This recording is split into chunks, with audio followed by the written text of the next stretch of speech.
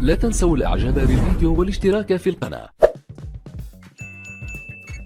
السلام عليكم. إليكم موعد وتوقيت مباراة نهضة الزمامرة ضد الوداد الرياضي في الأسبوع الخامس عشر من البطولة المغربية الاحترافية إنوي القسم الأول 2024-2025